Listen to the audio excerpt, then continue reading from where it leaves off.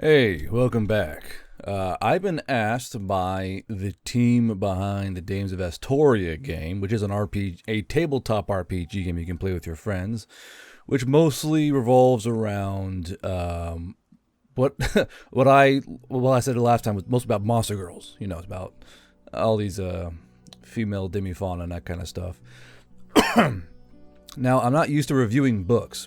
Reviewing books is a bit more difficult than reviewing a game or a movie or a show or whatever have you. It's a bit more, I think, a bit more nuanced because everyone has their own writing style. And what's funny is how, in the world of book reviews, there is a good and bad way to write. And it is all due to personal taste. I'm going to lead off with that. This is my personal scope. And by no means am I a personal writer or book reviewer. So be completely free to take whatever I say with a little grain of salt. So this is basically the Adventures Archive Volume 1. Now, I do love when a RPG game makes stories or books or novels about the world of which the game is in, because it means that it's going to give more scope, more breadth of life to the world than just a bunch of numbers and brackets and dice roll modifiers. So I do enjoy the fact they went out of their way to create this group of stories to help kind of flesh out the world and give the players a bit more understanding about what's going on. So, like I said, it's based on the Dames of Asstoria by Dead Tree Studios, which is their RPG game. It's written by Mason R. Williams and edited by Stephen Biscayne Wood and Sarah Scorpiontail Wood. Now, I will say one thing, though. A lot of the art I did recognize from the art book. It would have been a lot better to have fresh art that's tailored for the book inside of it, but I know how the budget is. Budgeting gets really tight, so sometimes you got to recycle art. So I do get that, but it would have been better with fresh, vibrant art that fit the story, or at least fit the story better. So there are, 1, 2, 3, 4, 5, 6, 7, 8, 9, 10 stories, 10, I believe, mostly self-contained stories inside this book. And it's just something for you to read and kind of dive into the world of Asstoria. This Future Vision and Panties Past had me kind of laughing when I read it. I'll tell you that much. The title alone, I was like, what the hell is this going to be? But the first thing I noticed off was the fact they do put art in the pages, which is good. I like the concept. I want to do it myself with my Veil Rider and Emily Brown's books, putting art pieces inside the story as a bit of visual candy for those who are reading. I mean, I do like it. One of the things I had a lot of struggle kind of going through was, I forgot the damn name, Mason's writing style. So Mason writes in what I would say is his own flavor of writing. I wouldn't say I particularly enjoy it because it kind of pulls back when it shouldn't and is kind of aloof when it shouldn't be. Like here. Like, can you see anything up there? And it says, I screamed through kept paw-like hands. I like this because it's kind of demonstrating how they're yelling, how they're communicating, all that fun stuff. But then they'll hide these little bits of dialogue in a paragraph. So paragraphs themselves, like this reads more like a paragraph you write for a school assignment than rather having those everything spaced out how it should be. Like I'll go into my documents here. Just pull up Of course it's the wrong damn one.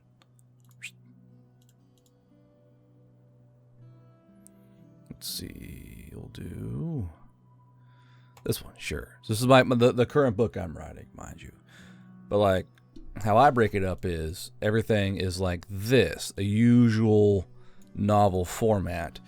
And usually I do that because it's simply the most accepted way. I'm not saying it's the right way, but it does flow better on a page to have everything not double spaced as it is and kind of broken up. Chip. These little indents kind of lead you on to a certain aspect of the book where things switch around and switch over or may change. Here, it's one big block, big block, big block, and then here, like, there are times in these stories I will get confused as to just who's talking. Like, when it says two characters, I kind of get why you just throw the dialogue in there. But people are usually doing things as they're talking. So you can kind of break up all these, all these spaces here with text dialogue, like text action and then dialogue, or like text action, dialogue, text action, dialogue. To kind of further communicate the scene into the visual theater of the reader. Like here, like, I didn't see the red cap. Capsule Sipple Tisley landed on a branch 20 feet off the ground. Her black wings caught the sunlight and reflected a deep blue with her exotic and colorful shirt sticking out like a sore thumb against the deep green trees. But I think I saw its trail. So, like, for here, it's like, how is she speaking? Is she yelling? Is she chirping it out? Is she happy? Is she sad? Is she angry? I don't know. I don't know how this harpy is feeling about what she, how did she feel not seeing the red cap? Because you could of course use your own brain and inject the word that should be there, that you think should be there, but it's very aloof, it's very open-ended. Like here, it's I yelled through cupped paws again, whipping my mouse tail against the ground as I tapped my hind paw. But down here it's just a text, a text blurb here, and then action text, and it doesn't quite lead me in the way I would like it to. And then here you have to assume that it's the mouse demifauna talking. Like, you have to assume that because there's nothing else telling you that it is or is not. You have to simply hope that's only two people here, and you're thinking it's the right person. And then at the same time, it's blip blip blip. It's text dialogue, text dialogue, text dialogue. So you're having to hope what's going on here. But then, like, this is where it kind of confuses me. This is the first example of why I got confused. So here it's the mouse demifauna, then it's the harpy, mouse demifauna, the harpy, mouse demifauna. Who is this? So I'm assuming that the mouse demifauna is named Chi-Chi, and this person has no lead-in text to tell me who this is. Either leading or ending text to tell me a new actor has joined the scene. And then down here it says, yes, ma'am, sorry, ma'am. Again, it's a very awkward way of writing here. Because I get kind of into it right along here, and I start slowly getting lost the more we go down. Oh, shoot. Sorry. Very professional review. I know.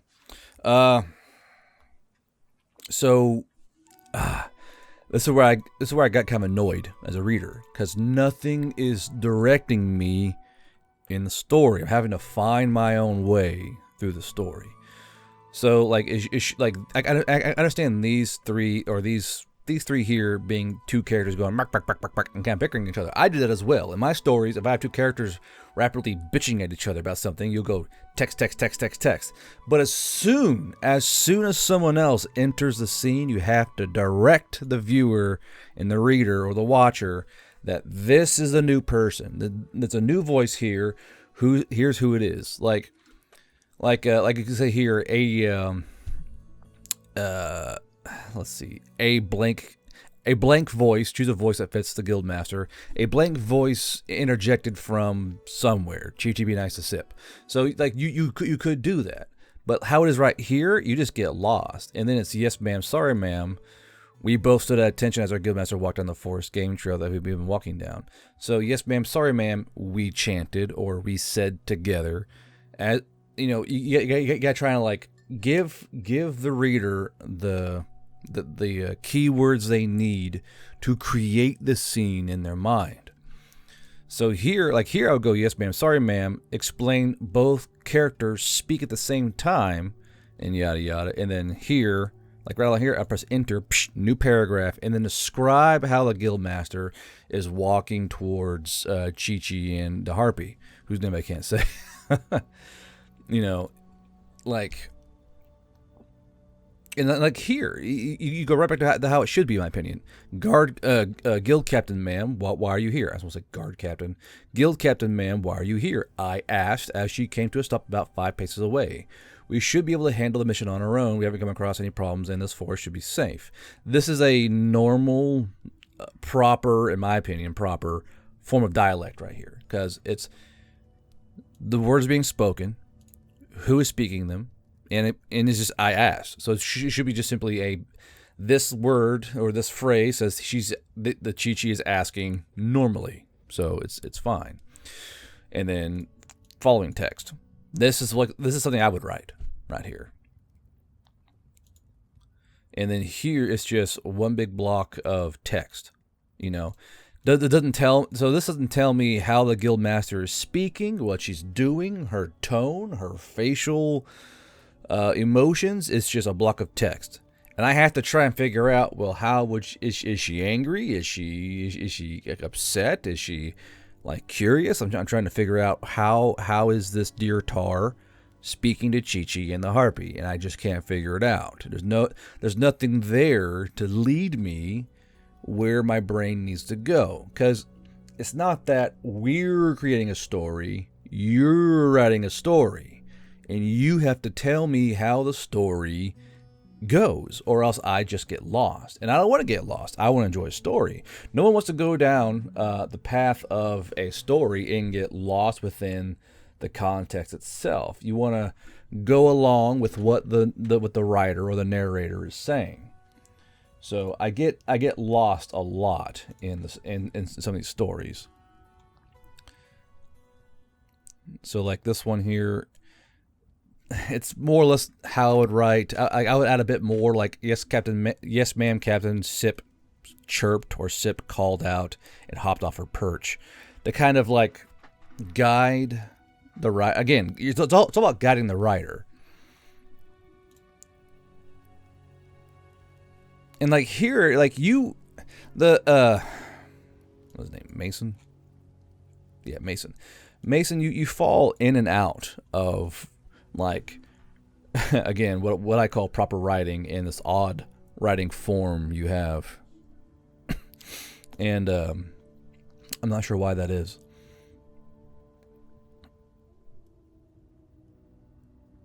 Let's see. Yeah, it's just and well, at least you're consistent in that regard. You're kind of going through everything. Also, this is annoying. This right here. Turn back or else risk the wooded paths. Not something he was keen on doing, given the recent report. It's all these little words. Like, if you want to put this in there, that's fine. But put this thing right here at the end and let the words wrap around the wings right here. Because this is... That's annoying to read. That's not nice to read. This right here is not a nice experience. I did not enjoy this. Because I was like, within an hour, the young hunter knew he would have to turn back or the wooded paths. I was like, wait. And I let it look way over here and see, oh, right. And so basically it's like, but he was intent on not going home empty, jumps over the bridge, handed. It just kind of, it's not nice to read. This is not good. This is not good to do. Having the deer here is fine, but put the deer at the very end or the very beginning and let these words wrap around it. This is just annoying. What is it? The young hunter asked. So again, like these things right here, the lowercase t. If you're gonna do the period or statement dialogue like I do, like I don't do like what is it, comma, like quotation lines. I always do periods or some other kind of mark. I don't do commas. When you do that, you have to remember to put the t's or the beginning letter of the next part of the word capitalized. So capitalize T in the young hunter asked, his eyes scanning for the thicker parts of the forest. So like here's the dialogue and the character action. And here I would go enter, indent, and show it as a following narration or following story part of that part of the character. Because this is just one big block of text. And while big block of texts are fine, they do tell you what's going on. For what I've noticed through my own feedback from my own readers is that big blocks of text are annoying to readers. They they find them tedious. These big ass block of text, because it's really easy, from what they tell me, to get lost in a block of text. It's easier to not get lost in a block of text, but it's broken up with little indents or whatever else you may think of as a writer. Big blocks of text, while they will give all the information they do need, is just too much in one place, and you kind of get a bit, you kind of swim in the paragraph for a bit, you know what I mean? It's usually why, like in school, they're writing essays, a paragraph had a certain number of sentences, and you make a new paragraph, because if you have one big column of text, you just get lost. Like this part right here, big old paragraph. It's a storytelling paragraph, and then boom, text. So you go this big old paragraph right here, and you go boom here, and enter tab, the dialogue, and then what happens. That way it's kind of broken away from this big block of text. Like, hey, and now he's talking. And people go, he's talking now. It's just a way to help Sherpa your reader through the paragraph. All right, I do a lot of reader Sherping through my my paragraphs. This so people don't get lost and they know what's going on at the correct times. Like who's speaking now, who's speaking then, who's speaking next, how they're moving towards that dialogue with their body emotions, what their hands doing, what their face is doing, what their feet doing. Because people, if you ever watch someone talk, and this is a great thing for new writers. People do tons of shit while they talk. Like, you ever watch a person while they talk, they're shifting, or they're dropping on a shoulder, or their feet are fucking kind of fidgeting. You know, people do stuff as they talk. And if you want to make your text more believable and to further expand the theater of the mind the reader is kind of projecting into their brain, you add those little details in there. Like Mason, you handle all the macro details, but you really lack all the micro details. Like I want to know what they're doing as they're speaking. Like what do their faces look like? What are their hands doing?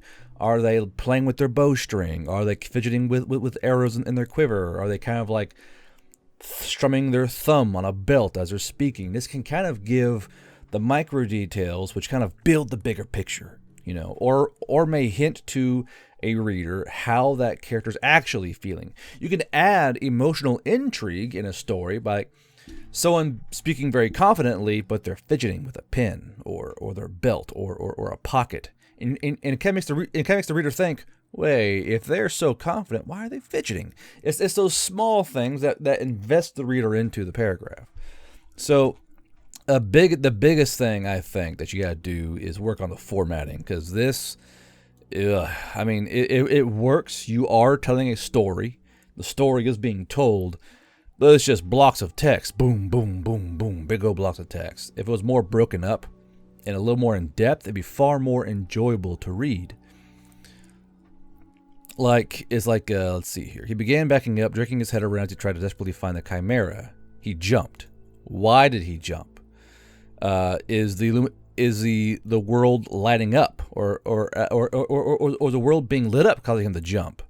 Like, it's just he jumped. I'm like, okay, and you learn after that, boom, that's why he jumped. Like, you could say he jumped as the world lit up around him. That would make it go, oh, so bright flash, he jumps. It's just he jumped, period, and then we learn afterwards why he jumped.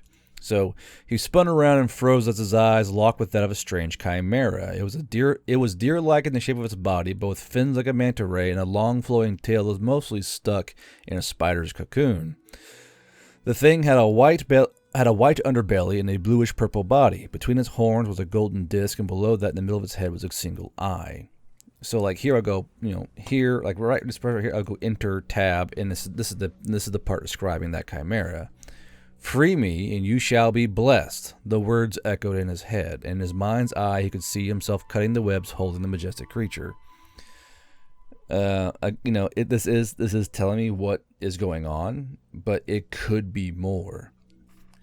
The words echoed wearily in his head, and in his mind's eye, he could see himself cutting away the webs holding the majestic creature and setting her free.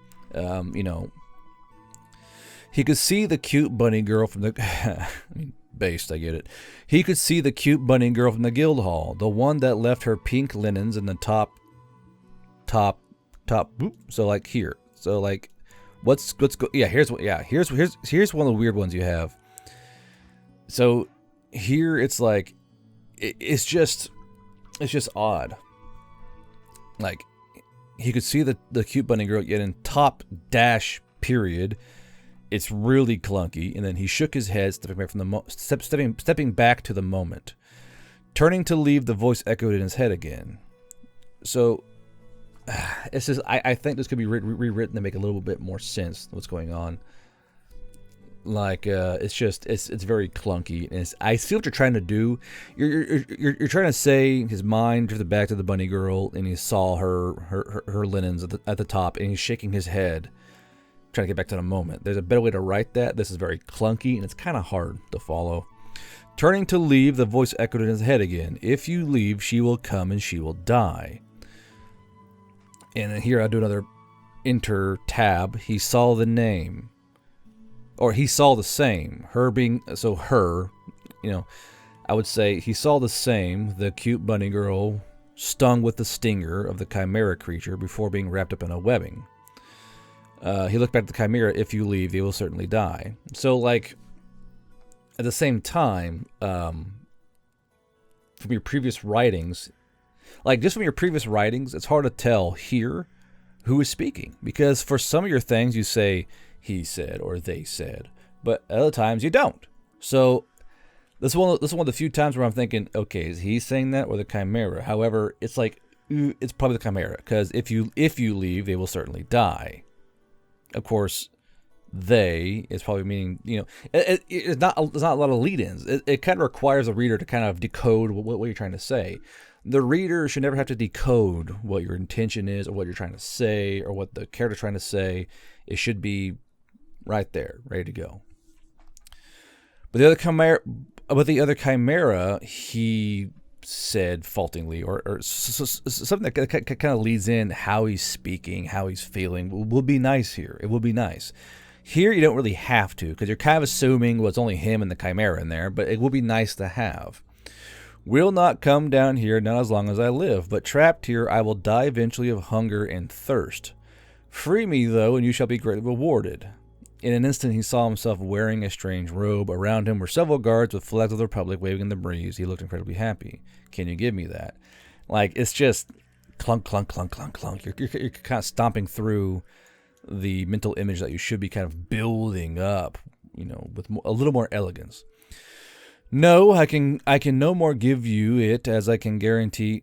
I can no more give you it as I can guarantee any of your futures. Your choice dictates your path. Also, what I do is I actually will speak the line as I'm writing to try and figure out tone. Writing things seem easier as you're speaking them. It can change. So I usually I'll be talking as I'm writing. If not in public. If I'm in public, I don't do that because it's kind of weird. Your choice dictates your path, but if you do not free me, the girl's fate is sealed, and with that, so shall die the events leading to that future. Oh, okay, I got you now. The last words echoed through his head. Again, you have to assume it's him speaking again. It is where you shall be most fulfilled. Should you stay in Asstoria, you shall not have what you want, and will only remain a hunter in a small town. You will not like city life in Asstoria, the voice echoed through his head. Even now that future grows smaller as the one that will go with you speeds to her doom. His face grew pale recognition and So it's just, I can see what you're trying to do here. It's just, it could be done better. And like, again, here, big old blocks of text. Boom, boom, boom, boom, boom. Big old blocks of text. I like this though. I do love, custom page breaks. I do like this. This is a nice touch. It's like the art in this custom page break, nice touch.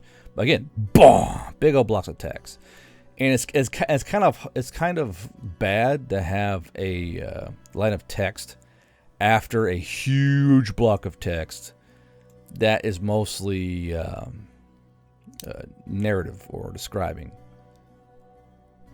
So like he grabbed the last one in where it's like, so here you're talking about everyone kind of walking through. He grabbed the last blankety blank before it could walk to the door Where is the line? And she stayed behind on the tower and continued the assault so we could fall back. She said to build the second line and that she would join us once the second line was formed in. How is she reacting to being grabbed by this dude? It's just you could go in here and further flesh out the story that would just make it more enjoyable to read. And you do kind of follow this pattern all the way through the book here. And he only said like 44 times. Most people average like 116 saids because they just can't think of anything else to put there. So, tent's done. Loppy hopped out of the shelter. Do you want to shut the second one? She asked. The threats around them already forgotten. So, like here, you got you got the dialogue, text, dialogue, text. You could have this and then this, all right here.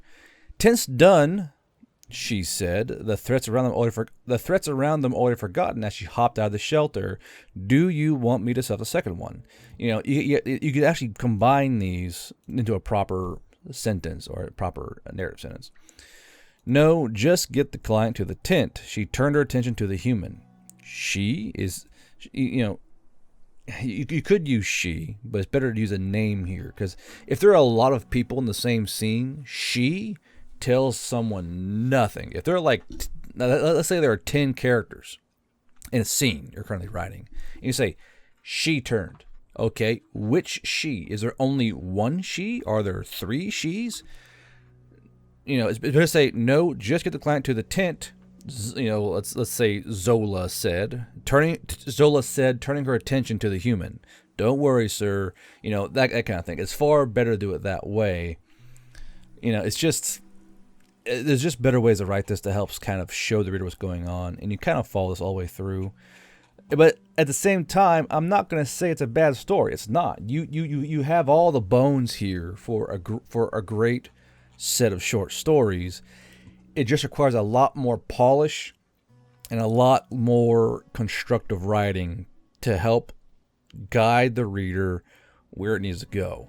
I'm kind of annoyed because I was liking what I was reading. However, it's very hard to follow and you get lost very, very confusing in a lot of places. So it's like I want to read this, but I just get tired of being lost or confused or not even sure what's going on in some places. There's not a lot of overviewing narrative to help kind of show me what's going on. So overall, the book, or not the book, this series of short stories is good, but it requires a lot more polish and an entire rewrite, I would say. I would go through it, I would rewrite every single story that is here and expand on it in the way that it should be expanded on. These big old blocks of text, break them up. The dialogue, break it up in its own little dialogue blocks. Just chop this thing up so it's far easier to eat for the reader. You don't give the reader a big ass, T-bone with no knife and no fork. You allow them to kind of chop it up as they go along and consume it. So this could easily be an A+ set of stories that help illustrate the world of Asstoria, but in its current form, it's just a solid C-. It requires a lot of polish to get this where I believe it should be. A lot of good stuff in here, a lot of chops, a lot of good bones to build off of, but it requires it's going to take a lot of work to make this a B+. And it could easily be an A-. It's just a lot more work needs to be put into it, for sure. I will say thank you to the Dames of Asstoria team for sending me Mason R. Williams' writing. I appreciate it that you guys value my opinion like this. I hope I gave you some of the things you were wanting. I'm not a very flowery person. I give brutal feedback when needed. And yeah, it's just a solid C-. It needs a lot of work. It needs a lot of polish and a lot of effort put into the writing to make this to where I think it should be.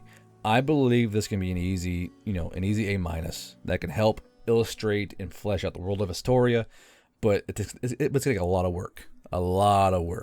But thank you guys for sending me this set of stories to review. If you want more feedback, you guys have my email. If you want me to review your stories, dear listener, or you know of someone who wants their story reviewed, send me an email, send me a work email, send me a message on Discord, whatever it takes. Whatever feels, best to you, I guess. But until I see you next time on this side of the veil, I'm Garbro, and I'll see you next time.